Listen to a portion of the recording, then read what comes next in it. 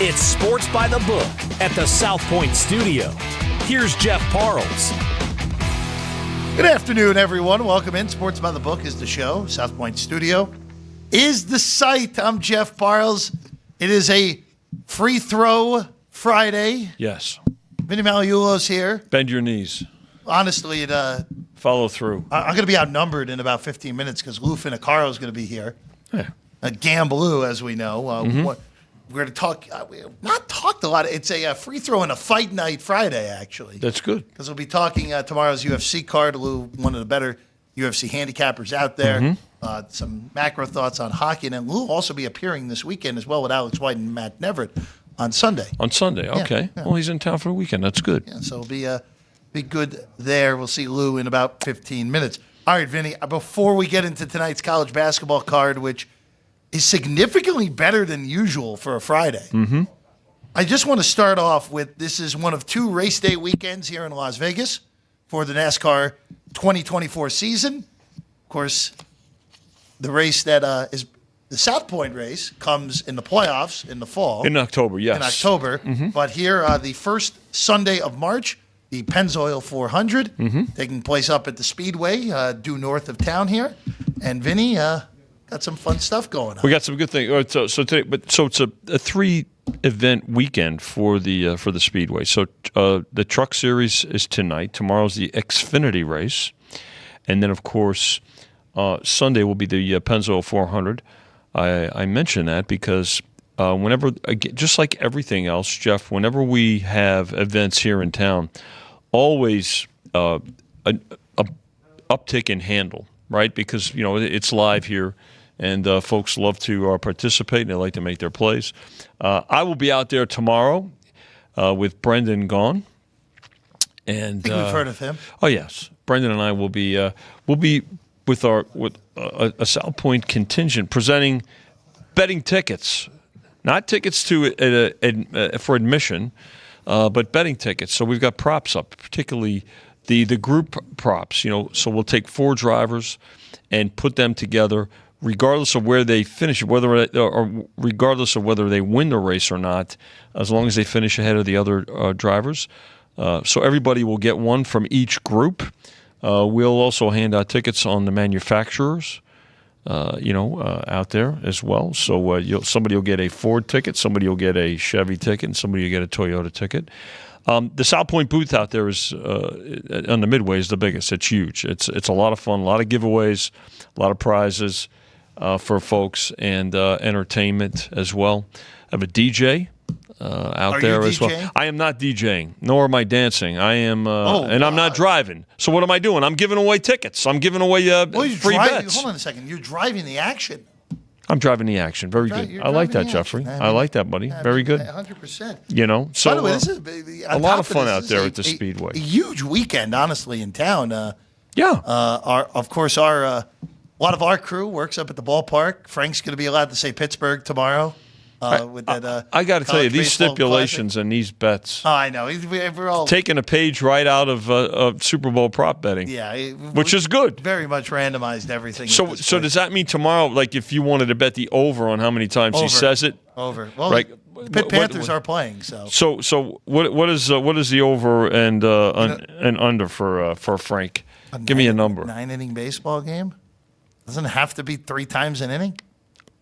Well, see him every other half inning? I was going to say 31 and a half. Yeah, I was thinking 27 and a half. Okay, well, all right. I mean, you're right there with 3 times. I mean, I'm just anticipating him making up for it for what his. Oh, I know. He's not allowed to do in the studio.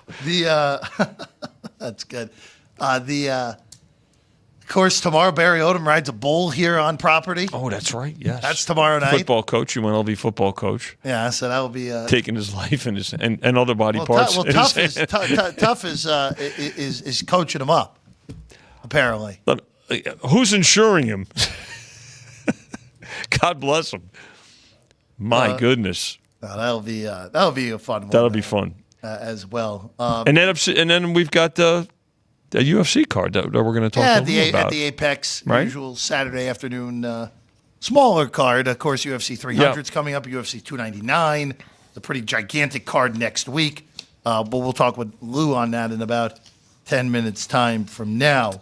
And also, you mentioned it with the NASCAR race, Vinny, just so many offerings with the race being in town this week especially that Sunday race. Mm-hmm. Yeah, and did you see, by the way, the trailers coming through? The cars were here last night. I don't know what time you were trying to get out of here last night. I did not see it, no. Well, you missed it because all of the drivers' cars came through. Are they all in the parking lot over there? They came out. They were parading around the property and then they go back last to the night. parking lot and over then there? They head out. They head back north. They're heading north on 15. Yeah, so it's good. It's a lot of fun here at South Point. So lots going on. By the way, we are giving tickets away for tonight's race, which is at 6:00. We have them at the counter. Jimmy Vaccaro is manning the free ticket, the complimentary ticket window, and then he's also got tickets for the Xfinity race tomorrow, which is at 2:00 tomorrow afternoon. So Jimmy's got something for tonight's race, which is at 6:00, and tomorrow's race, which is at 2:00. Let's go to some college hoops here real quick, Vinny. Yeah. So we talked about this a little bit yesterday on the show. The Sun Belt has two really high-end teams this year. James Madison and the Mountaineers of Appalachian State, who are in action tonight.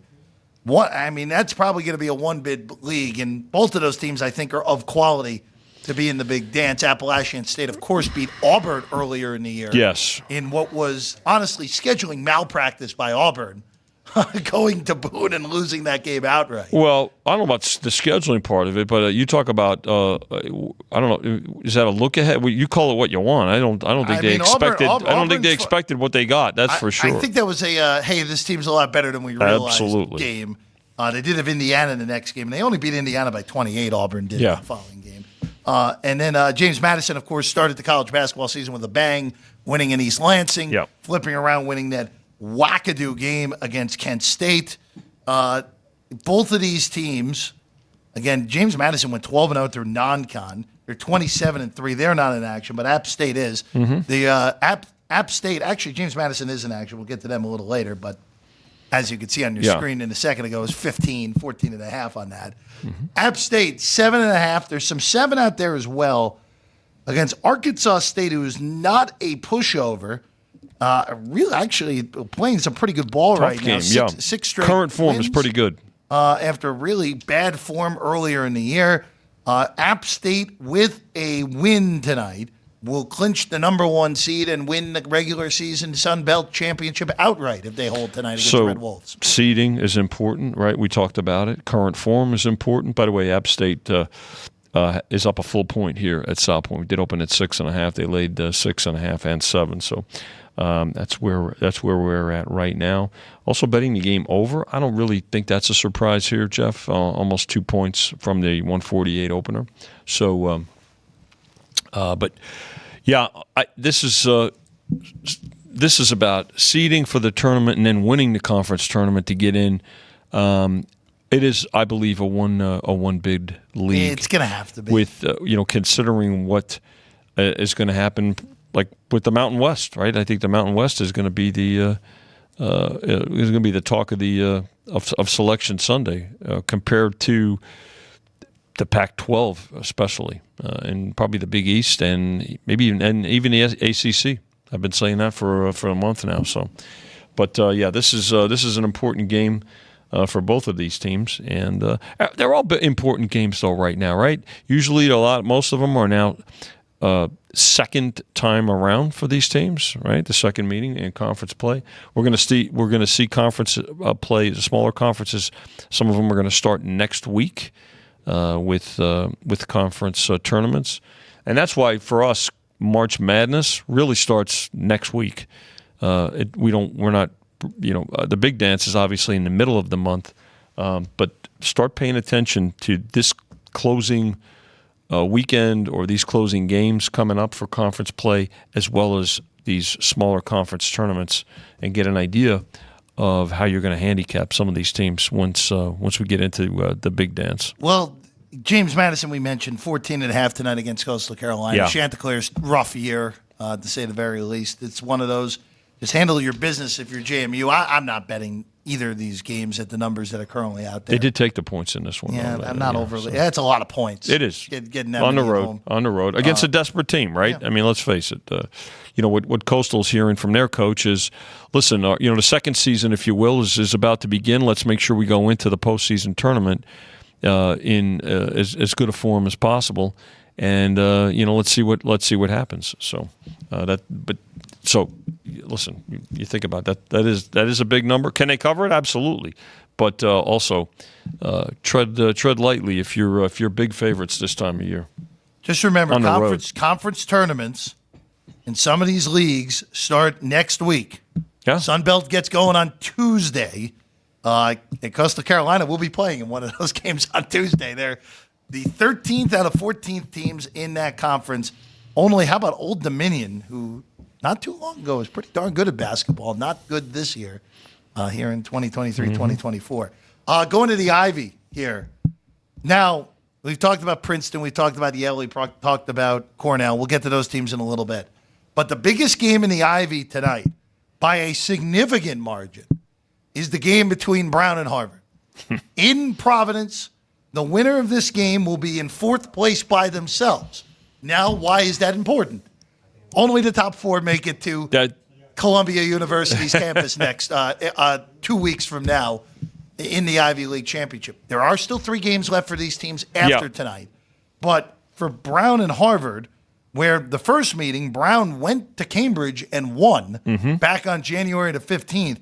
If Brown completes the season sweep, by the way, Brown has won 3 straight games, including a stunner last Saturday night against Cornell, where they went to Ithaca and beat the Big Red by 4 in a game they really controlled for the majority of it.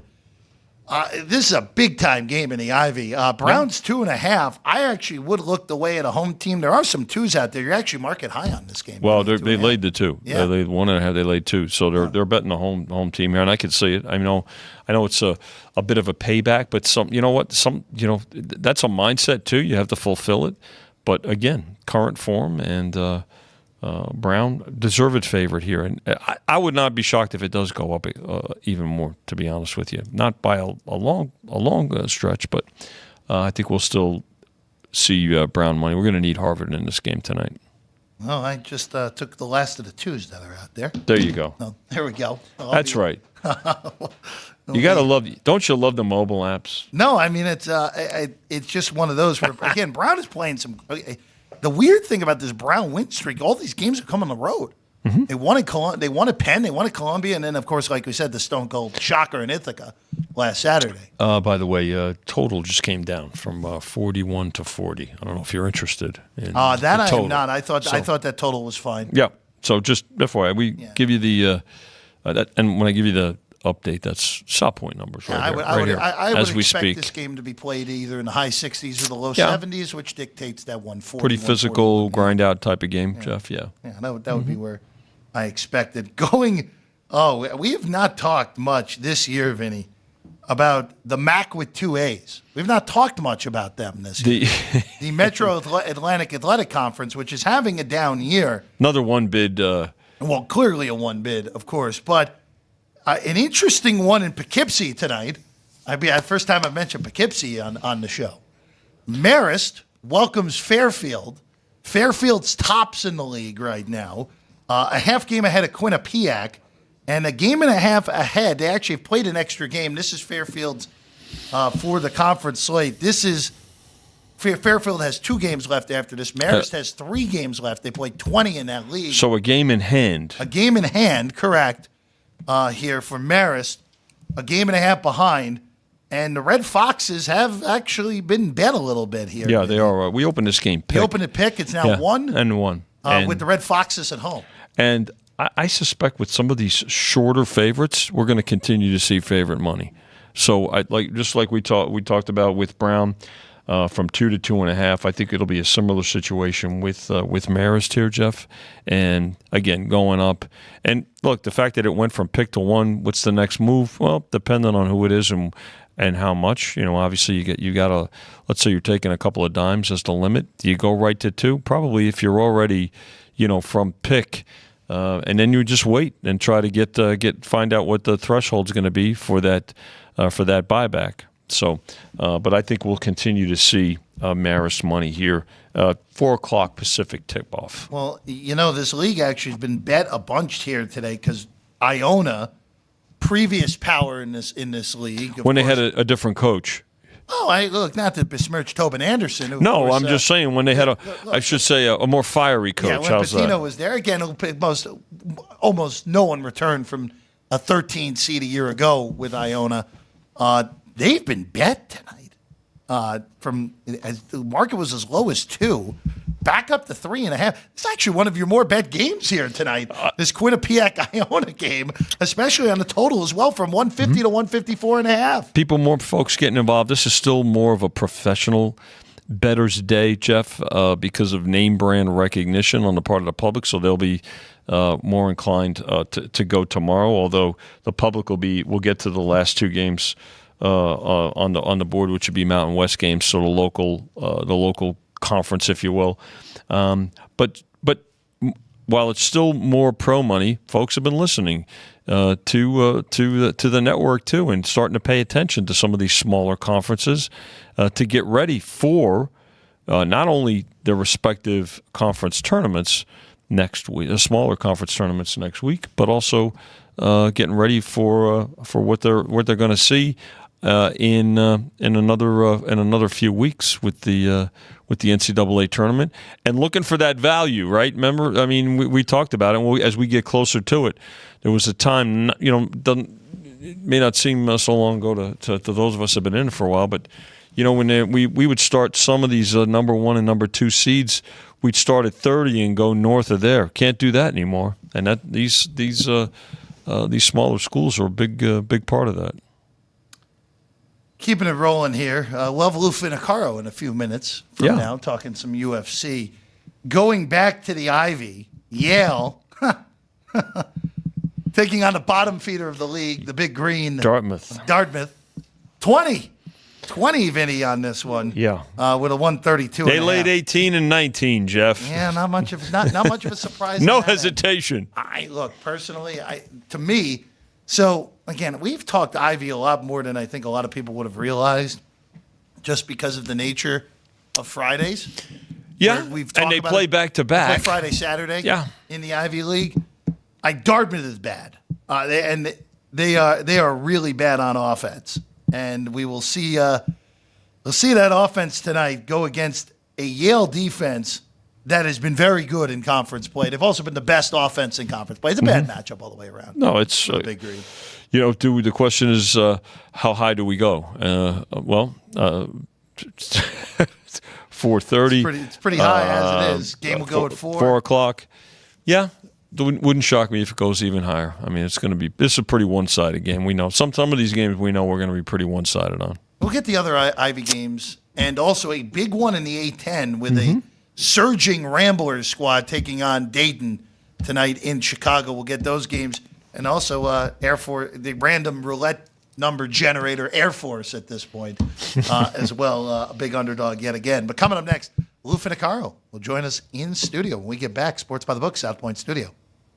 From the South Point Studio, the perfect blend of sports. But I think the Niners are going to wear them down. Detroit Pistons lost their 36 games. Comedy. See over-under on that relationship lasting. I'm going to put mayo in the coffee. Yeah. I am beautiful. And a whole lot of Pittsburgh. In Pittsburgh. Pittsburgh. Yeah. Pittsburgh. Join Ryan McCormick. That's at least 2 picks outside of our own in the first round next year. Rio. And host Frank Nicotero. When I look at the clock, I go, ah! Watch Punchlines live at noon every weekday.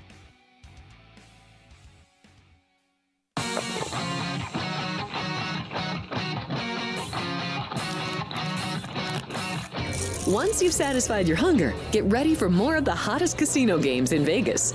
Our 24-hour, 30-table non-smoking poker room proudly hosts all the most popular poker games with a variety of betting limits. Visit the poker room for a schedule of daily tournaments. Whether you're going to hold 'em or fold 'em, the best place for poker is at South Point Casino. You'll notice that our craps tables are usually the loudest in the casino. If you've never played, join one of our free craps lessons to find out what makes this game so exciting. Check with the craps dealer for schedules and give it a roll. Bingo is also an exciting way to spend your time. We offer 7 sessions of bingo every day. And each session includes a cash ball jackpot, 12 bingo games, a progressive double action game, and a $10,000 bonus coverall. Electronic units are available. If you haven't played bingo with us, give it a try today. Guests can also get in on the action at our one-of-a-kind race and sports books. 2 separate rooms designed to maximize your experience and comfort. Our sports book, with over 400 seats, puts you right in the middle of the action, 24 hours a day.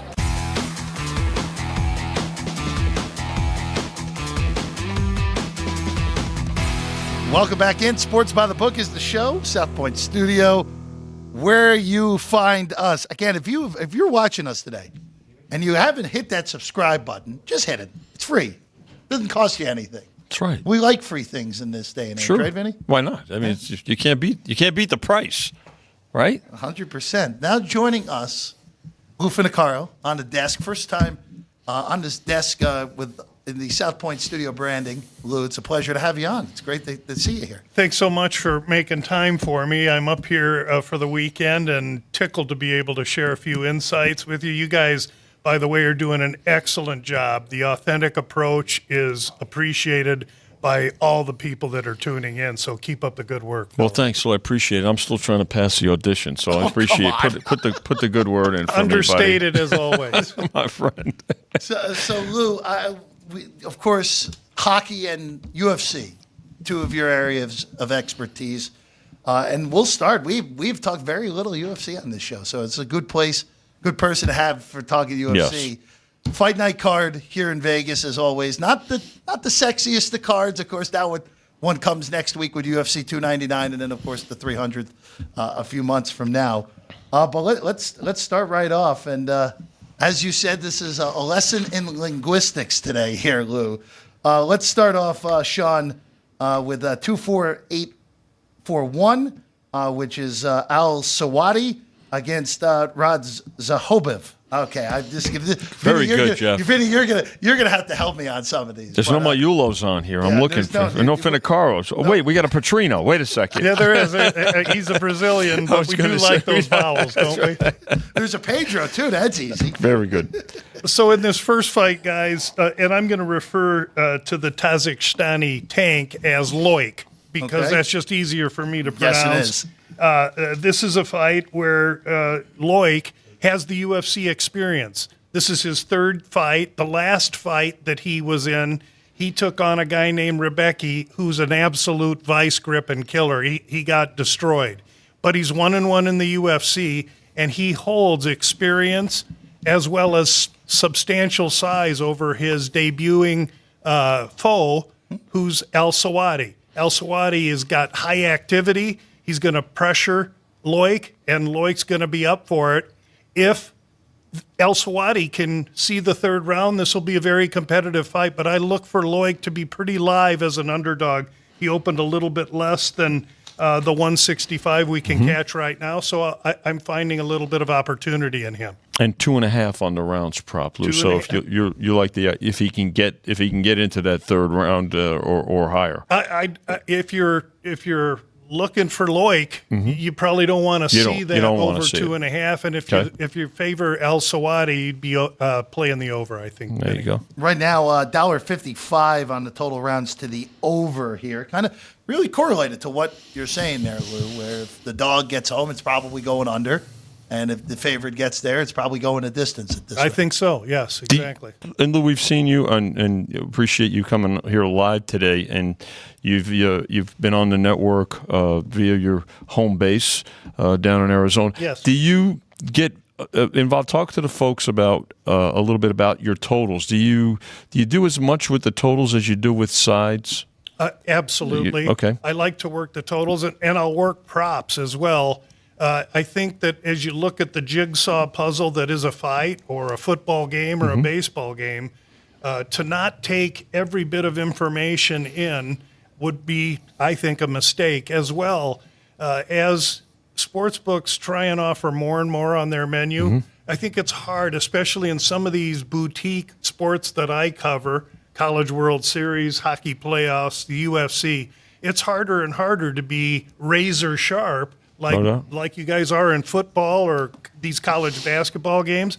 And so there are holes, and to not chop every angle, I think, would be a mistake on my part. Well, I think that's important. In full disclosure, again, because it's a boutique sport, this is good intel for us. You know, and in terms of, you have Lou who zeroes in on this sport, and from our side of the counter, what's important is to get these types of opinions just so we know exactly a little bit more, and we get a little bit more insight too, and it's very helpful.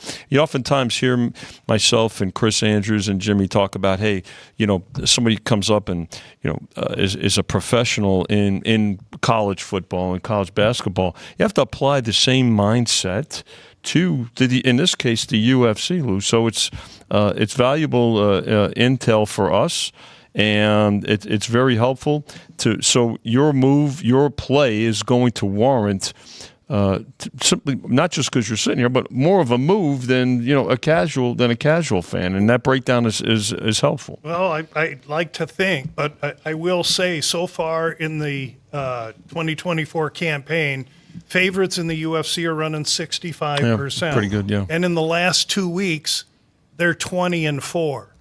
On this card, there's 11 fights. 8 of the fights open minus 200 or greater, and they've almost all doubled. And so I see this, and while I'm paring the amount of the bets back a little bit, I try not to be afraid, and so I am going to attack where I believe there's opportunity and value, and that's in some of these long bomb dogs. Good. Well, let's talk about another dog, Claudio Ribeiro, which is a more pronounceable name for me. Is a plus 270 dog right now against Christian Leroy Dunkar. This is scheduled right now for about 11:30 a.m. on this one. Yeah, the fights start at 10:30 tomorrow, so bagels and beatdowns is going to be the theme. Ribeiro is a Brazilian maniac. He's thick, he's huge for the weight class, carries tremendous power, and his leg kicks are bludgeoning. He's in against an Australian who is dynamically athletic. Duncan is long and tall, actually an ex-Australian League basketball player. So he can move, he's got some power, and this fight is going to be a great clash of styles. Ribeiro is going to have to attack those legs and slow down, take away some of that athleticism from Duncan. In this fight, Duncan opened, just a minus 240. He's grown a little to the 265 or so that we're seeing right now. And actually, I'm looking at Duncan on the South Point menu is minus 330. So, we went up. We opened them high, and it wasn't high enough. He's getting some steam, and that's perfect because I think that takes some steam, or I should say that gives some value into the Ribeiro side. And again, with a 1.5 total now, Vinny, this one looks to be like this one could end quick only because Ribeiro and his aggression sometimes gets hit, fails to move his head, and Duncan's got a more precise attack. So which one's it going to be? The precise striker trying to take on the incoming maniac, or the maniac that, if he can chop those legs down, might have a real opportunity to come in and cash as a big underdog. There you go. Keeping it with the dogs. Let's just keep looking for some bombers here. Zahabi taking on Basharat here, plus 550 on the dog in this fight here, Lou, which is Zahabi is the dog in this match. That's correct. Now, I want to just disclose that if usually I'm having a unit bet on my fights, these huge underdogs are more half-unit wagers. I don't want to be reckless. And I've heard you bookmakers, Chrissy, specifically say, it's bad to be stubborn. I don't want to be stubborn, but I don't want to play with fear either. In this fight, you got Basharat, who's a brother. There's 2 of them in the UFC. They're Afghani fighters. They're fluid. They move well. And he should be a favorite here. In fact, Basharat opens in this fight 450, but now he's 800. Yeah. That kind of steam doesn't make a lot of sense to me, especially given the fact that his foe, Zahabi, his brother owns the TriStar Gym in Canada. He had a slow start in the UFC. He's won his last 3 fights in a row, and he comes in with tremendous momentum. Further, if you look at the total on the fight, 2.5, and it's shaded 210 to the over. They're looking for decision here. This seems a really great opportunity for me to grab some Zahabi where you can bet a little and really win a lot. I do like the over. And quite honestly, if you can shop around and find Zahabi via decision, you can get 10, 11 to 1 on that, and I don't think that's out of the question. Good. How about that? 10, 11 to 1 on the decision, Jeffrey. The dogs are barking here with Lou. Well, we sure hope so. Well, again, and you said this, Lou, especially like with this next week is a gigantic card. The UFC 299 with Sean O'Malley's in action against Marlon Vera, Dustin Poirier's taking on Saint Denis, Kevin Holland and Michael Page, which might be the best. All those names that are easier to pronounce. And all those. We'll do a show next week too. Not only that, also all the names that like for people know for a casual UFC watcher like me. I know Peter Young. I know Song Yadong. I know Gilbert Burns. Like all those fighters are in there. This is why for a card like this, really lean on the people that watch these fighters that are down the card that are fighting in this type of card. It is. It's way more obscure, and it's for that exact reason. They're trying to get these athletes their fights, and yet 299 next week throws such a huge shadow. Now, that's going to be in Miami. That's going to be in a 30-foot cage, which is typical. Now, these fights are here in Vegas at the Apex, a smaller cage. And so for the big athletes, let's say our main event, which is heavyweights, you got 2 guys in a phone booth competing. And so that affects totals and the overall landscape of the fight as well. Lou, do you watch that? I want to just touch on that a little bit too. So fighters who are more proficient, who's got the advantage when it comes to the cage differential? Right? We see teams, years ago we used to have the artificial against versus grass and things like that. It's much better now. But you know what? Is there an advantage for the smaller cage to the fighter to the bigger cage, or vice versa, in your opinion? That's a great question, and I definitely have strong thoughts on that. And so what happens in the smaller cage is you're taking away 26% of the real estate. And who's that going to favor? The guy that needs to clasp, the guy that needs to push his opponent against the fence. So any wrestler, any jiu-jitsu specialist that requires clasping, slow dancing with their opponent, if you will, and to take that opponent to the ground, it's going to be much easier in closer confines. And who's it going to hurt? Say on the fight that we talked about with Duncan and Ribeiro, Ribeiro's going to have an easier time getting to those legs, and Duncan, who really needs to maintain space and distance, will be a little bit more challenged. Those guys are 185-pound fighters. In that small cage, it's going to be more challenging for them. That's a perfect serve up there. Good. Well, let's go to the main event then. Sure. Here, and then we'll work our way back to another earlier fight. Then Rosenstruck and Gaziev here. Rosenstruck is a plus 170 underdog in this one, and again heavyweights, like you said, smaller cage, gonna be right on top of each other, and that's why that under on the 1.5 total rounds right now sits at a minus 180 price. Yeah, and here you have Rosenstruck from Suriname. That's a country in South America, and I had to look that up, of course. But I looked it up some fights ago. This is his 5th or 6th main event.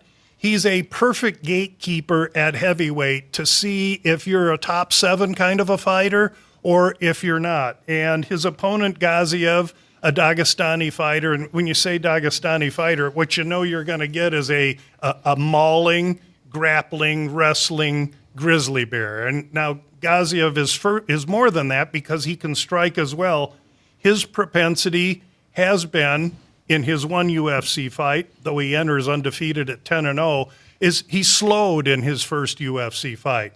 Rosenstruck, who's been in with the elite of the division but hasn't been able to tame them, has been able to find some success against lower-level fighters in the heavyweight division.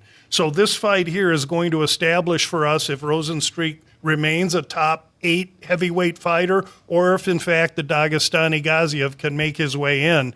Gaziev because he has the ability to strike and wrestle and grapple, I think creates a more well-rounded product. And for that reason, I believe his price is fair against Rosenstreich, a more singularly dimensioned fighter in that he's a kickboxing talent. So we opened this fight $1.70 here at South Point. It's up to $1.90. It wouldn't shock me if it gets a 2-1.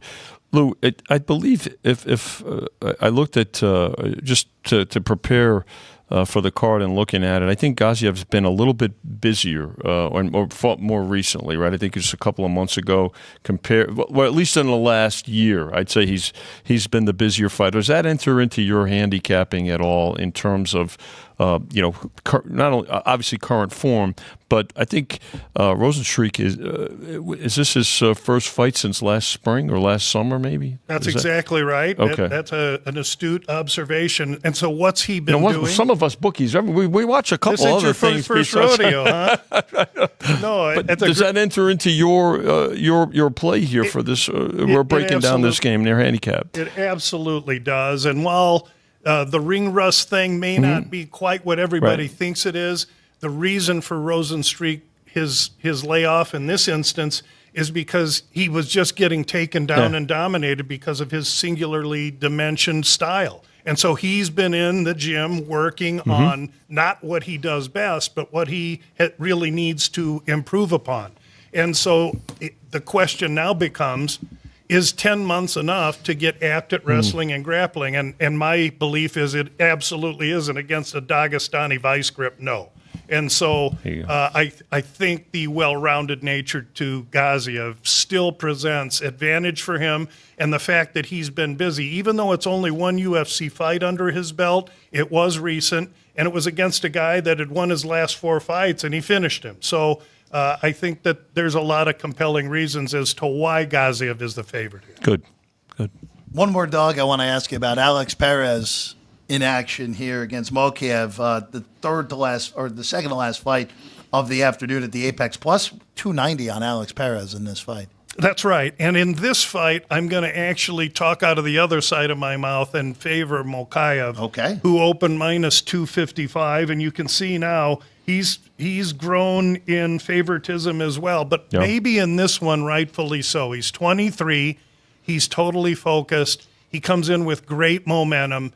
And he, again, a vice grip wrestler with very good striking. He's an explosive young man. Perez, oh, by the way, speaking of activity, he's only had 2 fights in the last 2 years. Now, they were against the elite of the division, but he was submitted in each case. He's lost. In his losses, he has been submitted 71% of the time. And Mokaev, in his victories, has won 61% of his fights via submission. So this fight here, if you wanted to get specific, I do think Mokaev is worthy of being a strong favorite here.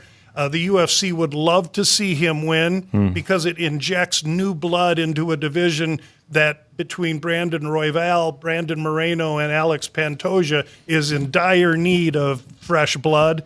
And for all those reasons, I think Mokaev stands a great chance here. The total in this fight, 2.5, which is minus 110 each side. I think Perez, who doesn't like to be bullied, is in for a long afternoon.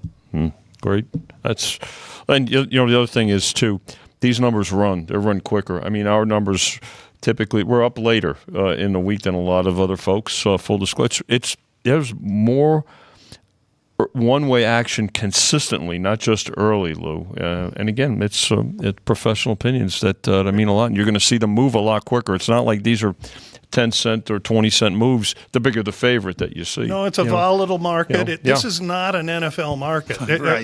The sophistication and my clientele, my demographic is 35 and younger, and those are not savvy gamblers just yet. They're becoming that way. And Vinny, as far as I'm concerned, I don't know how patience could ever hurt anyone in the realm of business. No, I mean you have to. You've got to. It's about respect, is what it comes down to. So, that's a strong break. By the way, that when you mentioned the division, the flyweights, that's right? flies 125. Okay. Yeah.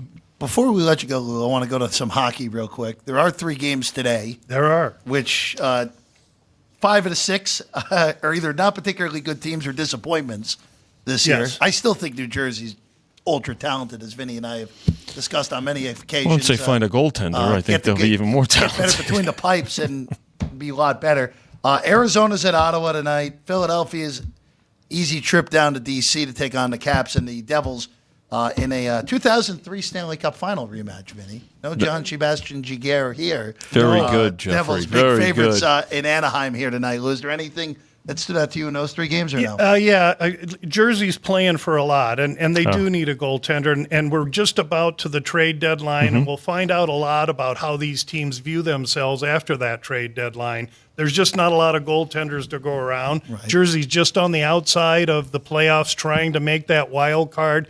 They just got a superstar young man back to help them on the ice, and for many reasons, I think Jersey's up to the task, but that big, huge negative number scares the heck out of me, but it doesn't scare me if I give the Ducks a goal and a half and take that price down to minus 110. That's exactly what I would do, and that's when I leave the studio, exactly what I'm going to do. I think Jersey has a lot to play for, and while that can often be somewhat of a trap and you can pay a tax on that, in this case, I don't think there's too bad of a tax on it for a team that really is just becoming together, and they're starting to gel with one another. You know, Lou brought up a good point and an important point with the trade deadline coming up. You know, who are teams? The biggest challenge. You can look at the standings and say, well, so and so's a definite seller, right? Any veterans in Arizona, for instance, right? And they're going to look to build for the future. You can look and say who's a buyer, and you look at the top of the divisions and the conferences, and that's easy to determine. But it's those teams on the cusp, like you look at the Flyers and the Caps, who are now the Flyers are in, but are they? You know, they still need some tweaking. The Caps are trying to fight their way in. You know, they've got to make a decision as to are they really going to be buyers, because it's going to cost them, yes, you know, to get into the 16-team field. It's going to cost them down the road for, you know, particularly draft capital and things like that. The other part that comes into play, and the Vegas Golden Knights are a classic example of this. Who's got unrestricted free agents, and who are they, and how many are there? And that's another factor that really comes into play for teams thinking about what they're going to do down the road. So important week. You're going to see some interesting moves. And speaking of the Knights, you know, in their short history, they've never not been active at this time of year. So but they broke the template, and that management group, the ownership group, came in with aggression, and they're really the model right now. True. For many reasons, because there's a huge target on their back. This has been a much more challenging year for them, but I don't think that stops the front office from attempting to improve. Yep.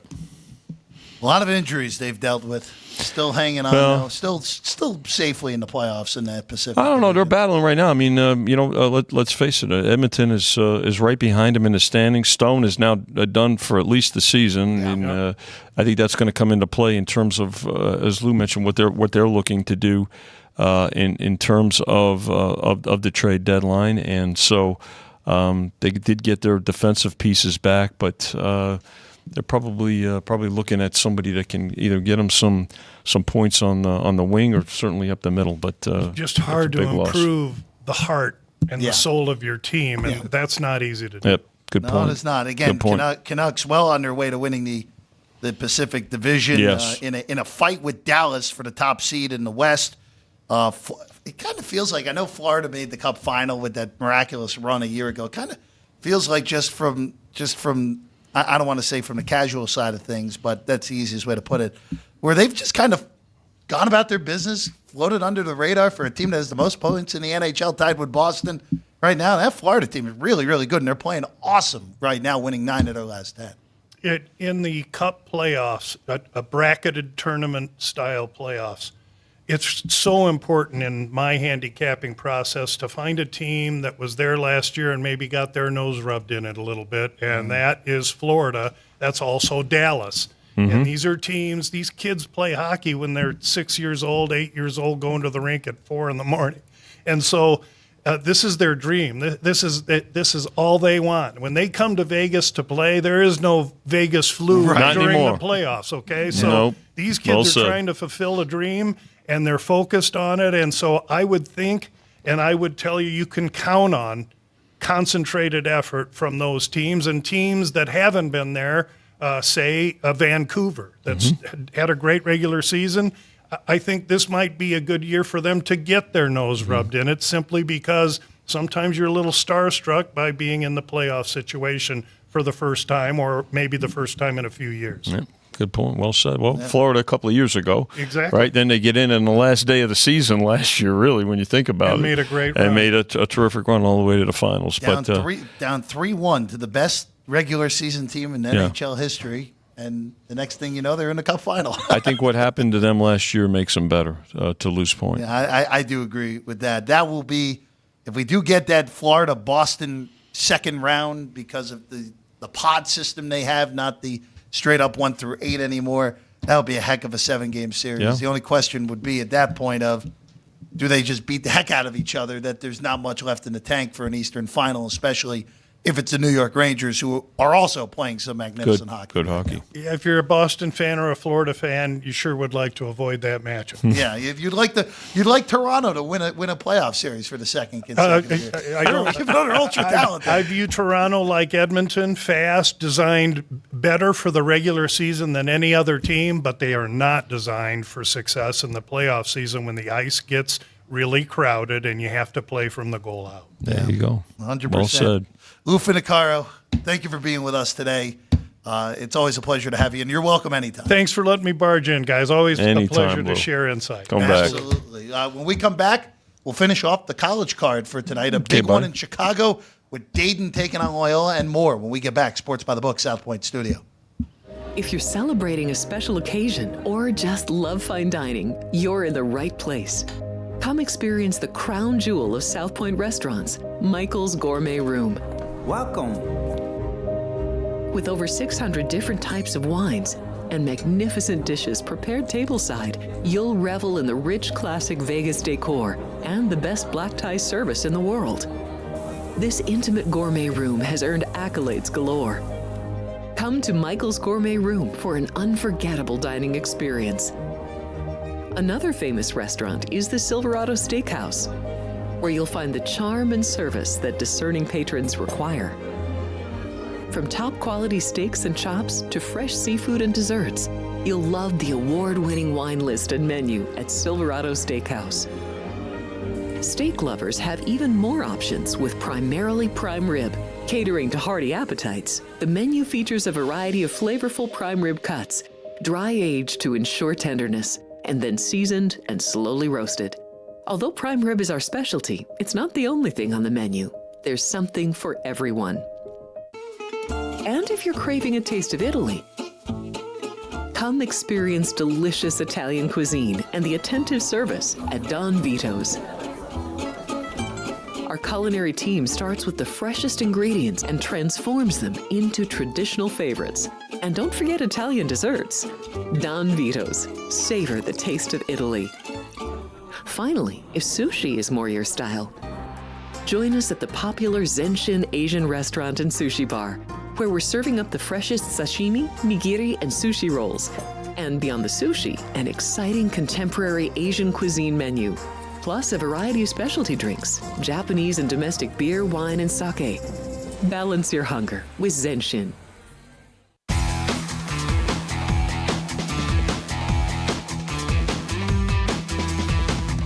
Final few moments for us here on Sports by the Book. Big thanks to Lou Finocchiaro for joining us Nice job, by the way. today. Always love talking to Lou. Good to get insights for what folks want to know a little bit more about the sports that particularly that don't get a lot of as much attention, I should say, as the mainstream sports. So Lou does a good job of breaking things down, explaining them. Let's head back to college hoops. A few more games to get to tonight, and we'll start in Princeton. Columbia on the road at the Tigers. Metrically speaking, Princeton still grades out metrically as the best team in the Ivy League. Yeah. Offense is still, to me, even though Yale's been better in the league technically, still think Princeton's offense the best individual unit of any of these teams. They beat Yale 2 weeks ago. They handled their business on the road against Harvard and Dartmouth. Now they return home to Jadwin They'll get Columbia tonight. They'll get Cornell tomorrow, which is the big one there in New Jersey. 13 tonight for the Tigers at home against the Lions. Well, again, you hope it's not a look-ahead spot. The metrics can tell you certain things as far as the numbers, right? But how do teams execute, right, Jeff? And how do they put effort and execution together and be consistent? And again, this is where you've got to be playing your best ball of the season right now. Of course, health comes into play, and these teams are they're pretty healthy right now. Again, another double-digit favorite here. I suspect that this number it's not going to come down. We're gonna need the dog here. But again, if you are Princeton, you can't get caught in a look-ahead spot. You got to have to take care of business because you do double back. And again, the Ivies do double back Friday night and Saturday. So, which, when you think about it, does position them for at least postseason conference play, right? That quick turnaround. Even the NCAA tournament, right? If you're playing back-to-back games, and they're big games too, right? They're important games. When you get to the NCAA tournament, still you got that day in between, which to these teams is quite a luxury. Easy turnaround, right? On that, Cornell's at Penn at the Palestra tonight. Again, Cornell coming off of a rather shocking home loss in Ithaca last Saturday to Brown.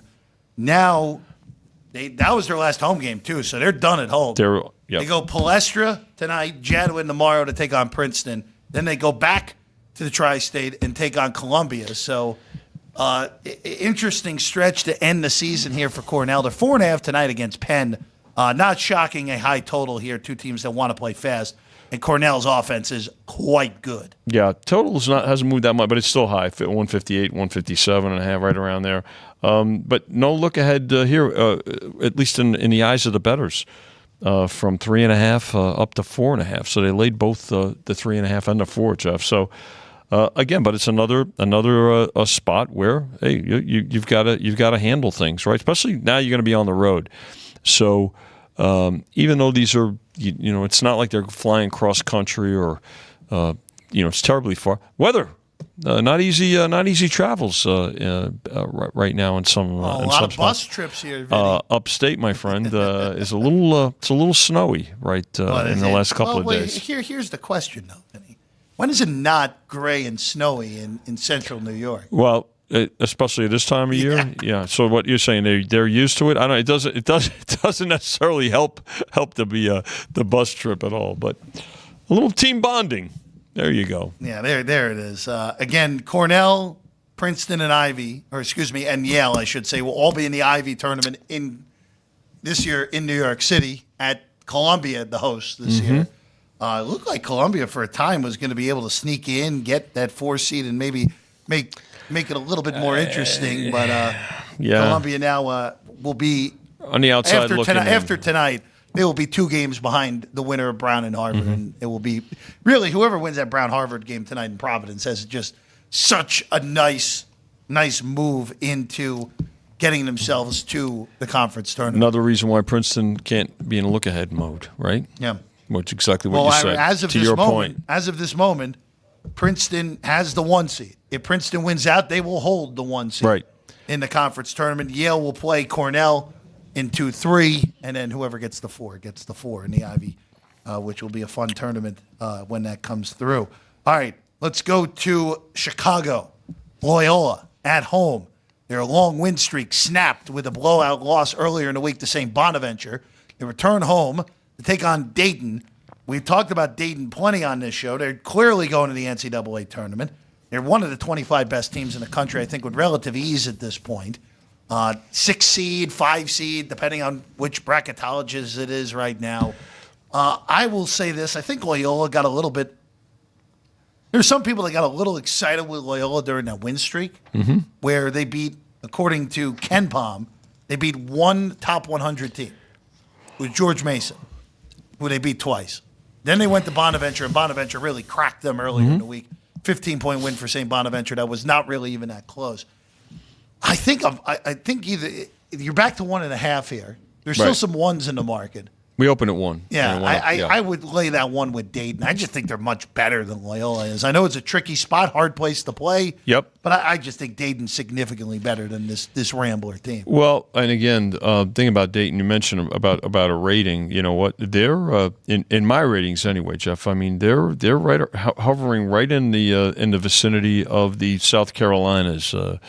So the teams of the world, the teams with New good Mexico, records, the teams with good records that were not South Carolina wasn't expected to be good, but surprise. But the surprising high end power conference / Mountain West, which is playing as a power conference this year. Yeah, it is. I mean, the Mountain West, which we'll get to, there's a couple of Mountain West games tonight.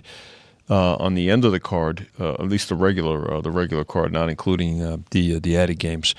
But yeah, listen, pay attention to Dayton, right? They've been, the last few years. This is a good program, and again, transfer portal benefits. So this is a classic example of that, right? In a couple of years. So, Jeff, here's the thing.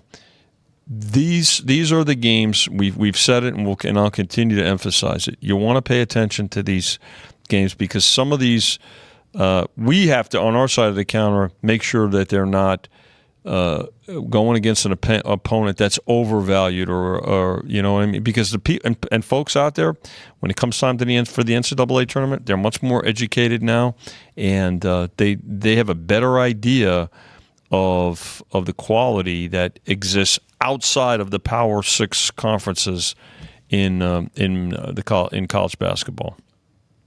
Going to the Mountain West, you have two bottom tier teams playing top tier teams tonight. Mm-hmm. In Reno, the Pack are 15 tonight against Fresno, total 136.5, and in Logan, Air Force taking on Utah State.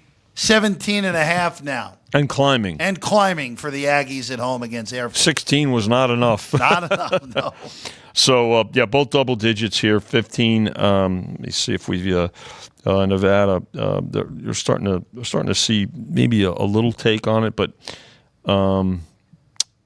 Blackshear, is he? I have not seen anything yet on Blackshear for tonight. Questionable. So but again, they won without him in Fort Collins earlier in the week. They did, which was a big win. Colorado State's another quality Mountain West team. So, but I think you're talking about a 15-5-5, right? 15 points, rebounds and assists. So he's one of the more consistent players in can a couple of guys replace those stats for sure, but again it's something that I think maybe that's why they took the number here.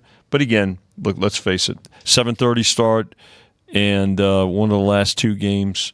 Who's in the NBA? Who are they going to pair these last two games with in the NBA tonight?